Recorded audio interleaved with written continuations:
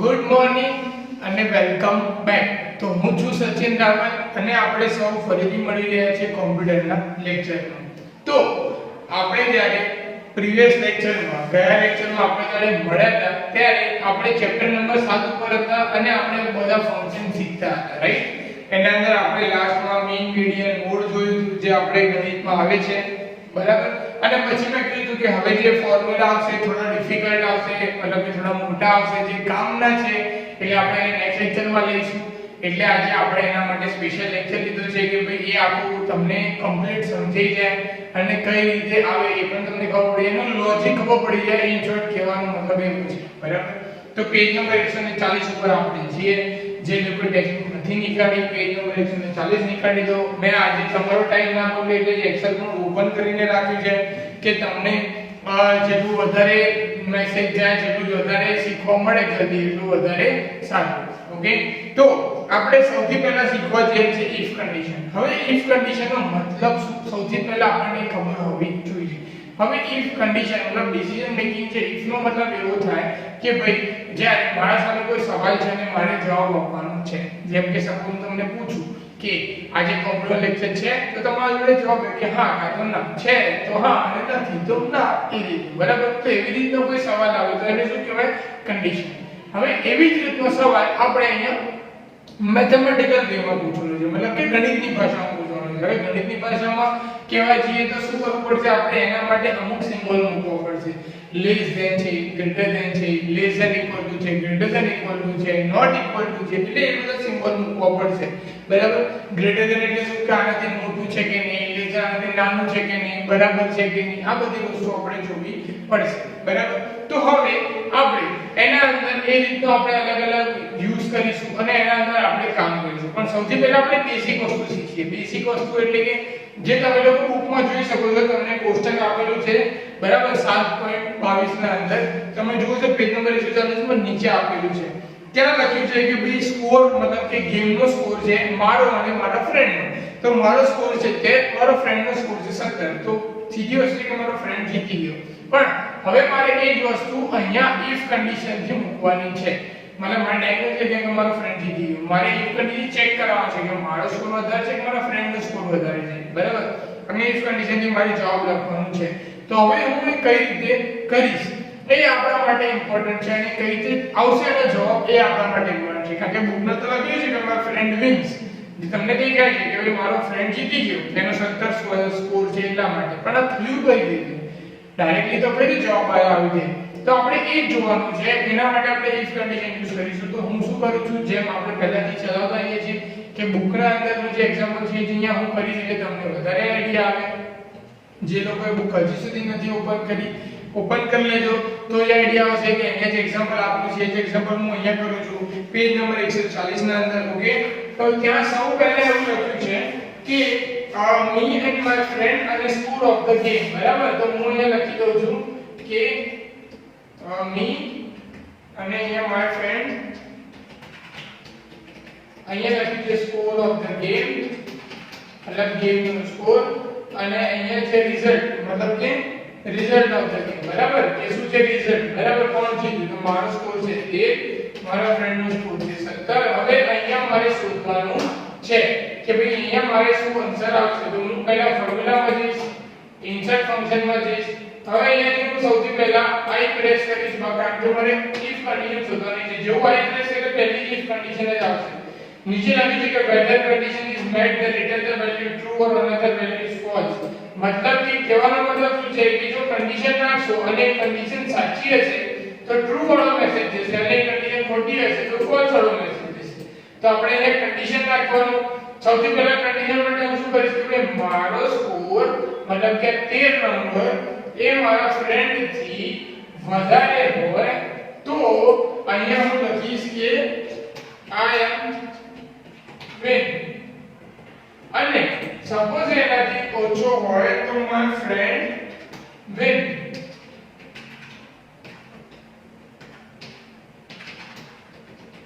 બરાબર? કે ભાઈ મારો સ્કોર મારા ફ્રેન્ડ થી વધારે હોય તો હું જીત્યો, મતલબ કે I am win.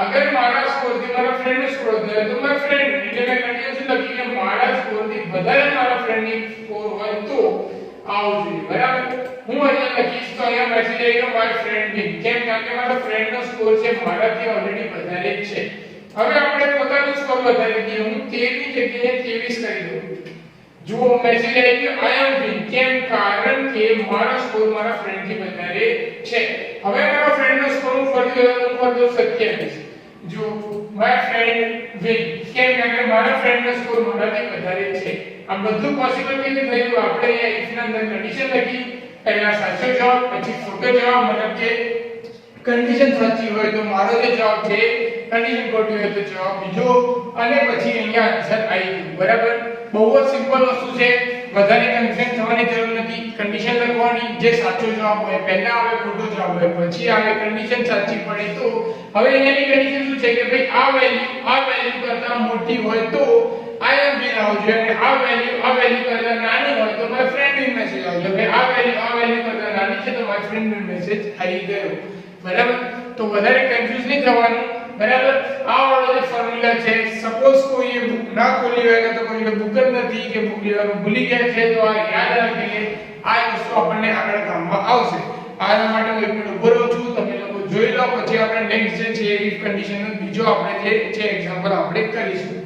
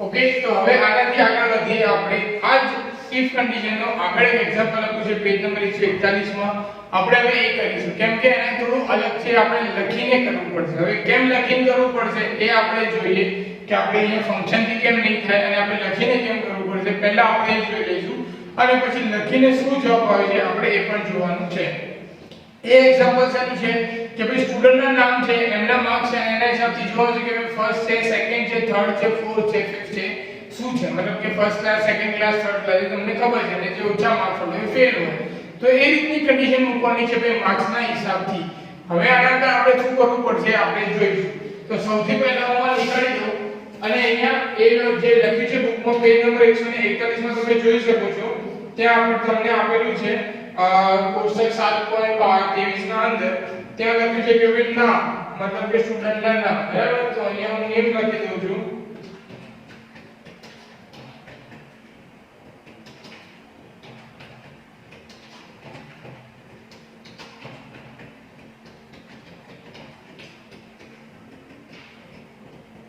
પછી અહીંયા માર્ક્સ લખી દઉં છું કે ભાઈ આટલા માર્ક્સ છે મતલબ પર્સન્ટેજ વાઇઝ બરાબર અને પછી અહીંયા એનું ક્લાસ મતલબ લેશું જે એનો ફર્સ્ટ ક્લાસ સેકન્ડ ક્લાસ હવે અહીંયા આપણે ઇફ કન્ડિશન મૂકવાની આવશે હવે હું ઇન્સર્ટ ફંક્શનમાં જઉં ઇફ કન્ડિશનમાં જઉં ઓકે કરો હવે અહીંયા મારે એકથી વધારે કેમ કારણ કે મારે અહીંયા મૂકવું છે ફર્સ્ટ સેકન્ડ થર્ડ અને ફિફ્થ આ બધા માટે મારે કન્ડિશન મૂકવાની છે તો અહીંયા સપોઝ હું એક જ કન્ડિશન મૂકી શકું અને પછી હું જવાબ પ્રિન્ટ કરી શકું પણ મારે અહીંયા એક કન્ડિશન નહીં મારે અહીંયા ઘણી ઇફ કન્ડિશન યુઝ કરવાનું છે તો આ બોક્સ મને સપોર્ટ કરશે નહીં, એટલે મારે શું કરવું પડશે, મેન્યુઅલી લખવું પડશે. કેમ કે સપોઝ આ બોક્સના અંદર એક કરી લે તો અહીંયા લખું કે ભાઈ આ જે વેલ્યુ છે આ 60 થી મોટી હોય તો ભાઈ મેસેજ આવે, બરાબર. જે હું છે અહીંયા વેલ્યુ લખું તો પણ માત્ર એક જ મેસેજ આવે, એનાથી બેટર મેસેજ અહીંયા હું મૂકી શકું નહીં. મારે ફર્સ્ટ વાળો પણ મેસેજ જોઈએ, સેકન્ડ વાળો પણ જોઈએ, થર્ડ વાળો પણ જોઈએ, ફેલ વાળો પણ જોઈએ, જે મને અહીંયા બોક્સમાં આપણને સપોર્ટ કરશે નહીં. તો આપણે શું કરીશું, અહીંયા મેન્યુઅલી ટાઈપ કરીશું. તો હું અહીંયા કંઈ કેન્સલ કરી દઉં છું. હવે હું અહીંયા મેન્યુઅલી ટાઈપ કરીશ. તમે લોકો અહીંયા ધ્યાન આપજો કે મેન્યુઅલી કઈ રીતે સપોર્ટ કરે છે. પહેલા આપણે લઈશું ઇક્વલ ટુ લખીશું, ઇફ લખીશું, પછી હું બ્રેકેટ લખીશ. હવે બ્રેકેટ સ્ટાર્ટ કર્યા પછી હું આ જે વેલ્યુ છે એ અહીંયા 60 થી મોટી છે તો, બરાબર, 60 થી મોટી છે તો શું મેસેજ આવવો જોઈએ, ફર્સ્ટ. તમે કોમા કરે છે મેસેજ લખી દીધો ફર્સ્ટ. પછી હું કોમા કરીશ, ફરીથી હું ઇફ ચાલુ કરીશ, મતલબ કે મેં શું કર્યું, બીજી વાર ઇફ ચાલુ કર્યું, ફરીથી વેલ્યુ સિલેક્ટ કરી, ઓકે કર્યું કે ભાઈ આ વેલ્યુ ગ્રેટર ધેન 55 થી મોટી છે તો હું અહીંયા કોમા કરીશ, પછી મેસેજ લખીશ કે 55 થી મોટી છે તો સેકન્ડ મેસેજ આવવો જોઈએ. ફરીથી હું કોમા કરીશ, હવે હું ત્રીજી વાર ઇફ કન્ડિશન યુઝ કરીશ, અહીંયા કરીશ અને વેલ્યુ સિલેક્ટ કરીશ. પછી હું અહીંયા લખીશ કે ભાઈ આ જે વેલ્યુ છે એ 48 કે 45 થી મોટી છે તો, બરાબર. તો અહીંયા આપણે 45 થી મોટી છે તો મેસેજ આવવો જોઈએ થર્ડ. પછી ફરીથી કોમા કરીશ અને સપોઝ જે છેલ્લી વેલ્યુ છે, મતલબ કે જે લાસ્ટમાં છે શું આવશે, ફેલ. તો હું શું લખીશ અહીંયા ફેલ, મતલબ કે એટ ધ લાસ્ટ શું બનશે, ફેલ. પછી આપણે જે ત્રણ બ્રેકેટ ક્લોઝ કરીશું, મતલબ ત્રણોના બ્રેકેટ ક્લોઝ કરીશું, ઓકે કરીશું. હવે અહીંયા i ટુ ફર્સ્ટ હું અહીંયા પ્લસ પર ક્લિક કરીશ, આગળ લઈ જઈશ, બધામાં એ ફોર્મ્યુલા આપણે લઈ ગયો. હવે આ વેલ્યુ કઈ રીતે સૌથી ઇમ્પોર્ટન્ટ વસ્તુ છે, તમે કહેજો કે સાહેબ તો ફટાફટ લખી દીધું. હવે એ કેવી રીતે થયું જુઓ. સૌથી પહેલા મેં લખી if, પછી મેં આ વેલ્યુને કમ્પેર કરી 60 જોડે કે અહીંયા જે વેલ્યુ છે એ 60 થી મોટી હોય તો ફર્સ્ટ મેસેજ આવવો જોઈએ. હવે અહીંયા 60 થી મોટી છે, ફર્સ્ટ મેસેજ આવી ગયો. પછી મેં શું કર્યું, if ના અંદર ફરીથી if કન્ડિશન યુઝ કરી, એટલે મેં કોમા કરીને ફરીથી if લખ્યો. આ જ વેલ્યુ 55 થી મોટી હોય તો સેકન્ડ મેસેજ આવવો જોઈએ. તો 55 થી મોટી નથી તો 60 થી ફર્સ્ટ થઈ ગયો. 55 થી મોટી વેલ્યુ અહીંયા છે કે જે 60 થી નાની છે અને 55 થી મોટી છે, 59 તો સેકન્ડ મેસેજ આવી ગયો, બરાબર. હવે આ જ વેલ્યુ હવે મેં ફરીથી સેકન્ડ મેસેજ કન્ડિશન દીધો 45 થી મોટી હોય થર્ડ. હવે 55 થી નાની અને 45 થી મોટી તો 49 છે તો એ મેસેજ આવી ગયો થર્ડ. હવે આ બધી વસ્તુ પતી ગઈ. છેલ્લી કે ભાઈ 45 થી જે નાના છે એની વાત, 45 થી નાની એ વેલ્યુ છે 44 અને 30 તો બંને પાસે મેસેજ આવ્યો ફેલ કે બંને એન્ટિના. હવે સપોઝ હું 44 ને બદલીને અહીંયા હું 44 ની વેલ્યુ ચેન્જ કરી દઉં, બરાબર. અહીંયા હું 46 લખી દઉં છું તો એ ઓટોમેટિક થર્ડ થઈ જશે. કેમ? કારણ કે જે 44 છે, 46 છે, 45 થી મોટું છે. ઇન શોર્ટ આ જે ફંક્શન છે એનો મતલબ શું થયો કે જે વેલ્યુ 45 થી 55 વચ્ચે છે એનો થર્ડ આવવું જોઈએ, 55 થી 60 વચ્ચે છે સેકન્ડ આવવું જોઈએ, 60 થી મોટું ગમે તે નંબર લખો બધા ફર્સ્ટ આવવા જોઈએ, અને છેલ્લે 45 થી નાનું જેટલા પણ નંબર લખો બધા આવવા જોઈએ ફેલમાં. તો આ રીતે આપણને આઉટપુટ મળ્યું, બરાબર.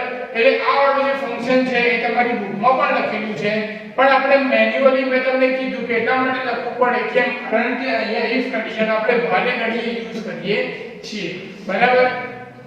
આ બહુ જ ઇમ્પોર્ટન્ટ છે. આ વાળી લાઈન હું અહીંયા કોપી કરીને મૂકી દઉં છું. સપોઝ કોઈ જોડે બુક છે નથી કે આ ફંક્શન બુકમાં બી લખેલું છે તો પણ નથી ખબર પડી રહી તો તમને આ ફોર્મમાં આવે, બરાબર. ઓકે, તો હું આ વાળું જે ફંક્શન છે એને કોપી કરું છું, બરાબર, અને તમારા માટે તમને લખવા માટે અહીંયા વચ્ચે મૂકી દઉં છું. પણ આના આગળ તમારે ઇક્વલ ટુ લગાવવાનું, બરાબર.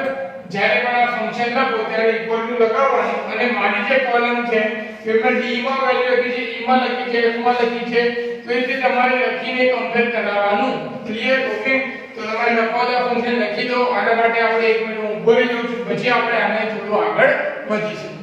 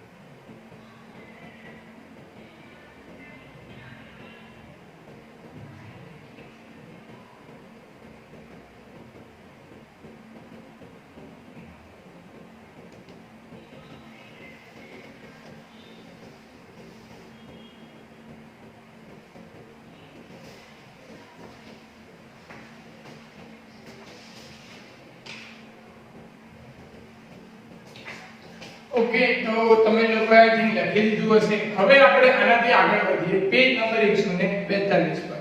હવે એક કન્ડિશન તો તમે જોઈ લીધી. હવે એનાથી આગળ છે સોરી એ છે એન્ડ ઓર અને નોટ. હવે એન્ડ ઓર અને નોટ આ ત્રણેય વસ્તુ આઈ થિંક તમને ખબર છે, આપણે ગણિતમાં આવે છે કે ભાઈ એન્ડ એટલે શું, કે ભાઈ બંને કન્ડિશનમાંથી બંને સાચી હોય તો આપણને જવાબ મળે. ઓર એટલે બંનેમાંથી કોઈ પણ એક સાચી હોવી જોઈએ, અને નોટ એટલે કે જે કન્ડિશન હોય એનાથી વિપરીત મતલબ કે ઉલટી હોય ત્યારે આપણને સાચો વાળો જવાબ મળે એવું હોય. હવે આપણે ગણિતમાં એનો જે યુઝ કરીએ છીએ કે આપણને અલગ જવાબ મળે. હવે એક્સેલમાં આપણે એનો યુઝ કરવાનો છે તો આપણને જવાબ કઈ રીતે મળશે, કે જે નંબર લખ્યું છે નંબર મળશે, શું મળશે એ આપણે જોવાનું છે. બરાબર, એન્ડ ઓર અને નોટ ના. તો હું આ નીકાળી દઉં છું અને એન્ડ ઓર નોટ નું એક એક્ઝામ્પલ પોતાની રીતે જાતે લઈને તમને એ સમજાવવાની ટ્રાય કરું છું. ઓકે, તો સૌથી પહેલા અહીંયાથી હું વેલ્યુ નીકાળી દઉં છું. આ બધી નીકાળી દઉં છું, એને ડિલીટ.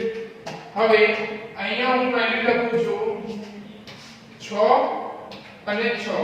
હવે અહીંયા હું ફંક્શન યુઝ કરીશ નોટ.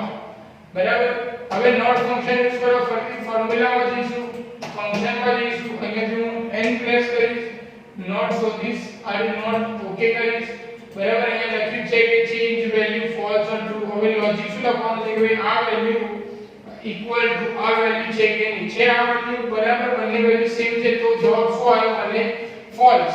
મતલબ કે બંને વેલ્યુ સેમ છે તો જવાબ મને શું મળી ગયો ફોલ્સ.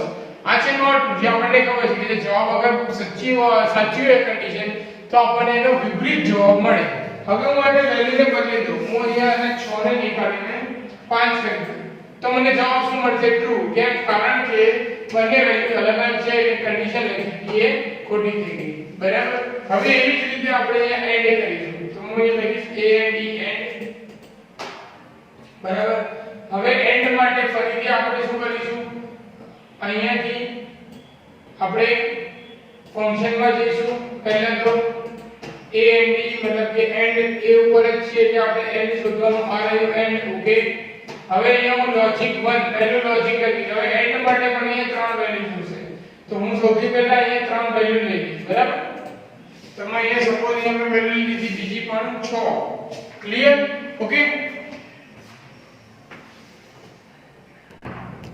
તો મેં અહીંયા ત્રીજી વેલ્યુ લખી દઉં છું. બરાબર, તો અહીંયા ત્રીજી વેલ્યુ પણ હું ફોલ્સ લખીશ હમણાં માટે. કેમ? કારણ કે આપણે એન્ડ ને અહીંયા જોવાનું છે એટલા માટે. તો અહીંયા એન્ડ ઉપર ફરીથી જઈશ. હવે અહીંયા એન્ડ માટે મારે 3 વેલ્યુની જરૂર, મતલબ કે બે કન્ડિશન નાખવાની છે.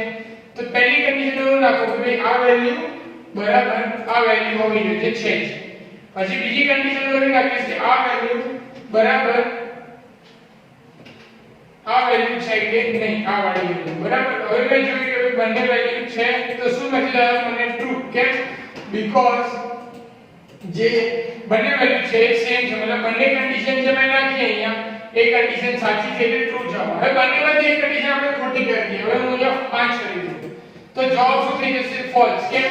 કારણ કે પહેલી કન્ડિશન તો સાચી છે. અહીંયા d3 e3 આ તો સાચું જ છે, પણ e3 f3 ખોટું પડે છે કારણ કે અહીંયા લખેલું છે 5 એટલે શું થઈ ગયું અહીંયા ફોલ્સ. બરાબર, હવે મને ફરીથી 6 કરી લઉં તો આવી ગયું ટ્રુ. હવે આપણે છેલ્લી કન્ડિશન ઓર જોઈશું. હવે ઓર નો અંદર કેવું છે કે બંનેમાંથી એક પણ વસ્તુ સાચી હોય તો આપણને જવાબ આવવો જોઈએ. આપણે અહીંથી જઈશું ઓર પર જઈશું, ઓ દબાઈશ, અહીંયાથી ઓર ને શોધીશું. આ રહ્યો ઓર. અહીંયા લખેલું છે કે કોઈ બી વેલ્યુ હોય આના માટે આપણે બે કન્ડિશન. તો પહેલી વેલ્યુ બરાબર બીજી વેલ્યુ, પછી નીચે જઈશ, અહીંયા આ લીધી વાળી વેલ્યુ બરાબર આ વાળી વેલ્યુ. ઓકે, હવે વેલ્યુ સેમ છે, મેક્સી આવ્યો ટ્રુ. હવે આપણે અહીંયા વેલ્યુ બદલી દઈએ. મેં કર્યું ફરીથી 5 તો અહીંયા ટ્રુ જ રહ્યું. અહીંયા મને ફોલ્સ થઈ ગયું કારણ કે એન્ડ છે, પણ અહીંયા ટ્રુ જ રહ્યું. કેમ? બીકોઝ શું થાય છે અહીંયા કે ભાઈ બંનેમાંથી આ પહેલી વેલ્યુ તો સાચી છે, મતલબ પહેલી કન્ડિશન તો સાચી છે, ભલે બીજી કન્ડિશન ખોટી છે તો ટ્રુ જવાબ આવશે. એન્ડમાં એટલે ઉલટું છે કે બંને કન્ડિશન સાચી હોય તો જ આપણને ટ્રુ જવાબ આવે. હવે ઓર ના અંદર આપણે અહીંયા પણ વેલ્યુ બદલી દઈએ. હું અહીંયા 7 કરી દઉં તો શું થઈ જશે ફોલ્સ. બરાબર, આ કેમ ટ્રુ થયું? કારણ કે આ ખોટી કન્ડિશન થઈ ગઈ એટલા માટે. હવે અહીંયા 6 કરી દઉં છું ફરીથી. બરાબર, ઓકે, તો આઈ થિંક તમને નોટ એન્ડ અને ઓર આ ત્રણેયનો આઈડિયા આવ્યો છે. હું ત્રણેયનો જે ફોર્મ્યુલા છે કોપી કરું છું અને એને આગળ મૂકી દઉં છું. એટલે તમને શું છે કે કદાચ લખવું હોય તો તમને કમ્પ્લીટ આઈડિયા આવે, તમે કન્ફ્યુઝ ના થઈ જાઓ, બરાબર?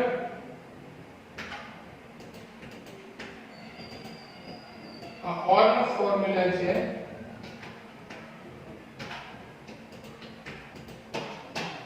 આ વસ્તુ તમારે યાદ રાખવાની છે.